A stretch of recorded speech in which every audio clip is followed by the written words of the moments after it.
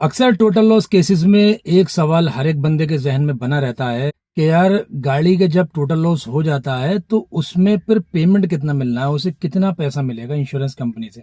और खास तौर से तब जब गाड़ी की इंश्योरेंस पॉलिसी कॉम्प्रहेंसिव हो, ना कि जीरो डेप्थ हो। क्योंकि इंश्योरेंस जब क्लेम लिया जाता है तो जीरो डेप्थ का सिस्टम अलग रहता है और कॉम्प्रहेंसिव का अलग रहता है। तो टोटल लॉस केस में बंदे के जहन में यही सवाल आता है कि यार इसमें आखिर कितना पैसा मिलेगा मुझे, क्योंकि मेरी इंश्योरेंस पॉलिसी तो जो है वो जीरो डेप्थ है ही नहीं। इसी कंफ्यूजन को लेकर के काफी सारे लोगों ने मुझे मैसेजेस किए और कॉल्स भी आए, व्हाट्सएप मैसेज, कमेंट्स भी आए। और अभी एक भाई ने और मैसेज किया कि भाई मेरा एको कंपनी से इंश्योरेंस है गाड़ी का, गाड़ी टोटल लॉस हो गई है तो मुझे कितना पैसा मिलेगा, जबकि मेरी इंश्योरेंस पॉलिसी कंप्रहेंसिव है। तो एको जनरल इंश्योरेंस कंपनी मुझे पूरा पैसा देगी या उसमें डेप्रिसिएशन अमाउंट काटे। तो एक पर्सनली एको इंश्योरेंस का नहीं, भारत में जितनी भी इंश्योरेंस कंपनीज है वो चाहे प्राइवेट सेक्टर की हो या गवर्नमेंट सेक्टर की हो, तो जिस कंपनी से भी आपका इंश्योरेंस है वो सब के लिए इस तरह का अगर किसी के जहन में सवाल है तो आज का ये वीडियो हर उस बंदे के लिए है। तो प्लीज वीडियो को आपने बिना स्किप किए एंड तक देखना है, अदरवाइज आप एक बहुत ही इंपॉर्टेंट जानकारी से मतलब वंचित रह जाएंगे, महरूम रह जाएंगे और स्किप हो जाएगी आपसे। क्योंकि कई सारे लोगों को इंश्योरेंस कंपनी के जरिए से या उनके एजेंट्स के जरिए से या फिर वर्कशॉप के जो स्कैम्स होते हैं उनके जरिए से उसको घुमाया जाता है और काफी सारे नुकसान में बंदा पहुंच जाता है। क्योंकि ऑलरेडी उसके माइंड में फीड कर दिया जाता है कि भाई कॉम्प्रहेंसिव पॉलिसी मतलब कहीं ना कहीं कुछ ना कुछ कटना है और जीरो डेप्थ मतलब सब कुछ निल हो गया इसमें। तो आज का ये वीडियो अगर आप पूरा देख लेते हो तो मैं गारंटी करता हूँ इस चीज की कि आपको कोई भी बंदा बेवकूफ नहीं बना पाएगा आपके टोटल लॉस केसेस में, मोटर क्लेम के किसी भी तरह के केसेस में। तो चैनल पे अगर पहली बार आए तो चैनल को सब्सक्राइब कर देना और साथ ही इस वीडियो को लाइक कर देना अगर आपको लगे कि 1% भी इसमें नॉलेजेबल बात की गई। और अपने फ्रेंड सर्कल में इसको शेयर जरूर करना, क्या मालूम आपके किसी एक शेयर से कोई भाई लाखों रुपए के नुकसान से बच जाए। जय हिंद साथियों, मैं हूं आपका दोस्त और आप देख रहे हैं यूसी टेक्निकल, जहां पे आपको मिलता है मोटर इंश्योरेंस रिन्यूअल और मोटर क्लेम से रिलेटेड आईआरडीआई की गाइडलाइंस के अकॉर्डिंग हर एक टॉपिक पे जानकारी से भरपूर वीडियोस।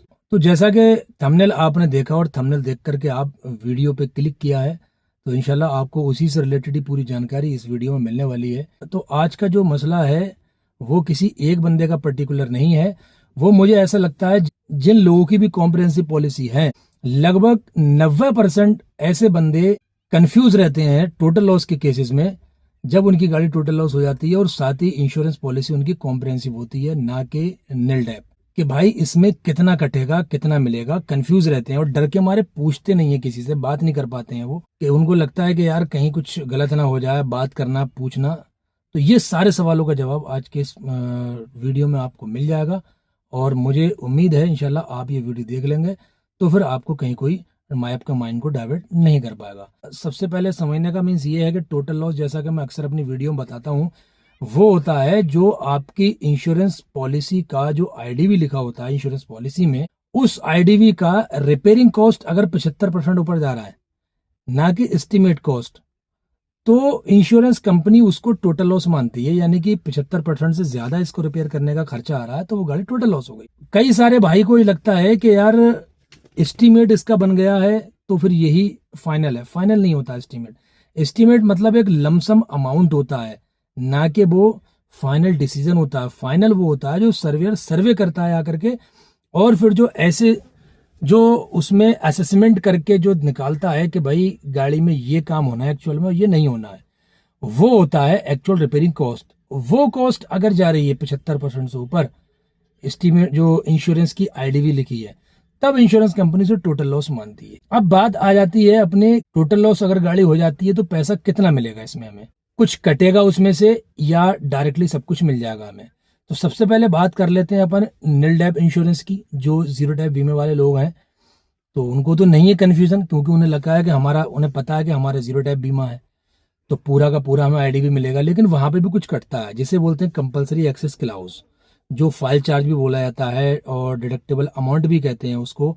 वो कटना ही कटना है, जितना भी जिस गाड़ी का होगा। अब किस गाड़ी का कितना फाइल चार्ज है या डिडक्टेबल अमाउंट है उसके लिए मैंने पर्टिकुलर एक वीडियो बनाया, छोटा सा वीडियो है, डिस्क्रिप्शन में लिंक है, वहां जाके देख लो किसी गाड़ी का कितना फाइल चार्ज है, आपको क्लियर हो जाएगा, तो वो भी कंफ्यूजन आपकी दूर हो जाएगी।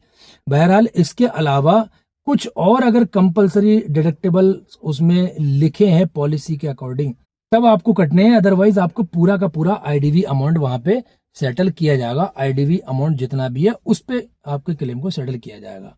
अब यही बात आ जाती है कॉम्प्रिहेंसिव इंश्योरेंस की, जहां पे डेप्रिसिएशन कटता है।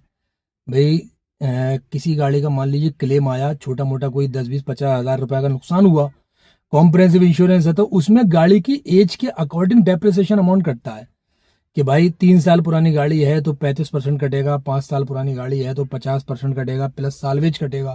तो ये सारी चीजें बंदे के दिमाग में फीड रहती हैं कि मेरा यार आधा कटेगा इसमें। अब जब गाड़ी टोटल लॉस हो गई तो वहां पे भी जहन में यही रहता है कि यार यहाँ पे भी आधा कटना है। तो ऐसा नहीं है बिल्कुल भी।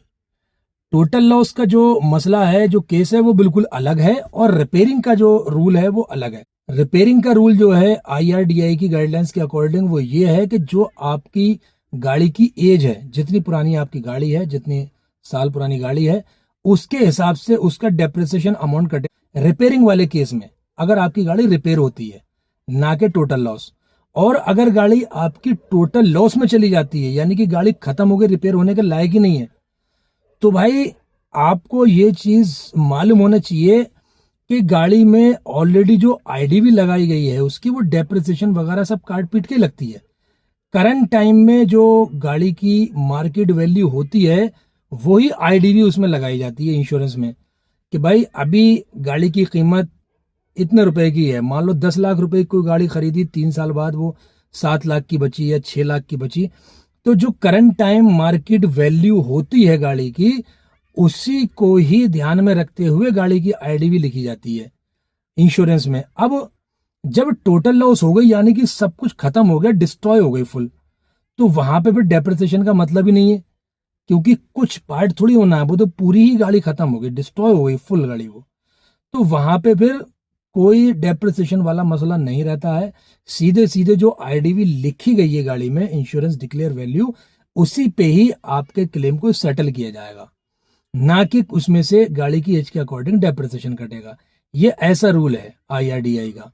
कंपलसरी डिडक्टेबल अमाउंट, वो चाहे जीरो डेप पॉलिसी थी आपकी या कॉम्प्रिहेंसिव है, वो कटना ही कटना है। फाइल चार्ज वगैरह हो गया या कुछ और एक्स्ट्रा लगा हुआ है उसमें, वो आपका कटेगा ही कटेगा। वो फिर चाहे कॉम्प्रिहेंसिव इंश्योरेंस हो जाए या जीरो डेप हो जाए, उससे कोई मतलब नहीं है। तो जिनके भी दिमाग में एक कन्फ्यूजन रहता है कि यार कॉम्प्रिहेंसिव इंश्योरेंस है और इसमें कुछ ना कुछ कट के मिलेगा, हमें कितना पैसा मिलेगा, तो वहां पर उन्हें घबराने की जरूरत नहीं है। टोटल लॉस केसेस में गाड़ी 10 साल पुरानी हो या 2 साल पुरानी हो या 5 साल पुरानी हो, वो पूरा ही पैसा मिलेगा आपको, सिर्फ और सिर्फ कंपलसरी डिडक्टेबल अमाउंट को कम करने के बाद में। फिर चाहे आपकी पॉलिसी में जीरो डेप लगा हो या ना लगा हो, इंश्योरेंस कंपनी आपकी आईडीवी पे ही आपके क्लेम को सेटल्ड करेगी। ये समझ लो आप अच्छी तरीके से। यदि आपको कोई डाइवर्ट करता है, कोई बोलता है आपका ये आधा कटेगा कि मैं पूरा करवा दूंगा और आपको थोड़ा सा खर्चा करना पड़ेगा, मैं पूरा पूरा पैसा दिलवा दूंगा। वर्कशॉप लाइन में स्कैम भी बतेरे चल रहा है। जैसे मान लो कोई बॉडी शॉप मैनेजर आपको बोलता है या कोई वर्कशॉप वाला कि भैया आपका पॉलिसी तो 50% वाला है, देखो आपने पहले क्लेम लिया था तो आधा कटा था, अब भी आधा कट रहा है, लेकिन आप 10-20 हज़ार रुपये अगर खर्च कर दो तो मैं आपको पूरा पूरा पैसा दिला दूंगा। इस तरीके से लोग मतलब जो है स्कैम करते हैं, पैसा ले लेते हैं, जबकि सामने वाले को पता ही नहीं, जानकारी नहीं है, तो वो पैसे दे देते हैं कि यार चलो ठीक है, मेरा यार 8 लाख की जगह 4 लाख मिल रहा था, अगला बंदा 7 लाख दिलवा रहा है, तो 3 लाख रुपए के फायदे में बंदा 30 हज़ार रुपए तो आराम से खर्च कर ही देगा, 10-20-30 हज़ार रुपए, जबकि उसको ये पता नहीं है कि मुझे तो मिलना ही है इतना, किसी के कहने सुनने की जरूरत नहीं है।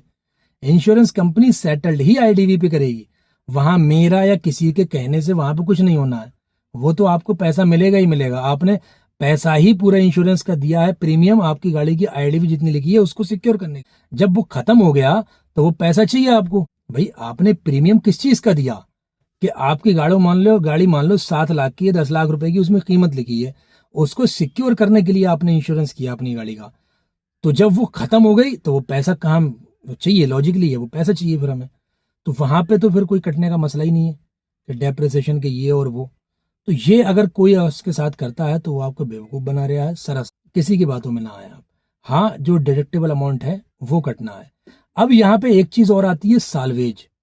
जो साल्वेज बचता है यानी जो स्क्रैप बचता है हमारा, उसका क्या होता है? तो इसमें कई बार क्या होता है, बंदों को लगता है कि ये मुझे मिल जाएगा और पैसा ही पूरा मिलेगा, तो ऐसा नहीं है। वो इंश्योरेंस कंपनी की प्रॉपर्टी हो जाती है। यदि आप साल्वेज अगर रखते हो यानी स्क्रैप अपने पास रखते हो, तो जितने रुपए का उसने बायर ने उसमें उसकी बिड करी है, उसको ऑक्शन में उसका वैल्यूएशन हुआ है, तो वो पैसा इंश्योरेंस कंपनी आपकी तरफ माइनस कर देगी। मान लीजिए 1 लाख रुपए का उसका किसी ने कीमत लगाई है और 5 लाख रुपए आपकी गाड़ी की आईडी भी लिखी है, तो अगर आप वो अपने पास रखते हैं तो इंश्योरेंस कंपनी आपको 4 लाख रुपए देगी, प्लस वो स्क्रैप देगी आपको। अगर नहीं लेते हैं तो वो पूरा का पूरा पैसा आपको देगी। 1 लाख रुपए स्क्रैप वाला आपको दे देगा और बाकी के 4 इंश्योरेंस कंपनी दे देगी। तो उम्मीद करता हूँ कि आपको ये चीज समझ आ गई होगी कि कितने परसेंट आपको पैसा मिलना है टोटल लॉस केसेस में।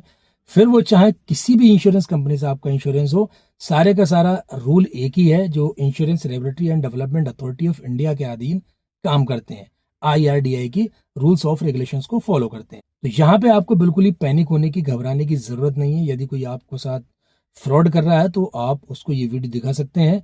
बाकी आप कहाँ से ये वीडियो देख रहे हैं और क्या अभी तक आपके साथ कोई ऐसा काम हुआ है, आपकी गाड़ी टोटल लॉस हुई है, तो एक बार कमेंट करके आप जरूर बताएं। इससे रिलेटेड आपकी कुछ भी क्यूरी है वो भी आप कमेंट करके मेरे को मालूम कर सकते हैं। मैं इंशाल्लाह पूरी कोशिश करूंगा आपको आपके सवालों का जवाब देने की। इसी तरह का अगर आपको इंफॉर्मेटिव अपडेट्स चाहिए तो अभी यूसी टेक्निकल को आप सब्सक्राइब करिए और साथ ही वीडियो को एक लाइक करिए और अपने फ्रेंड सर्कल में शेयर जरूर करिए, जो कि किसी भी होने वाले बड़े नुकसान से बंदा बच सके। मिलते हैं फिर किसी नेक्स्ट वीडियो में नेक्स्ट टॉपिक के साथ में। दुआ में याद रखना। जय हिंद।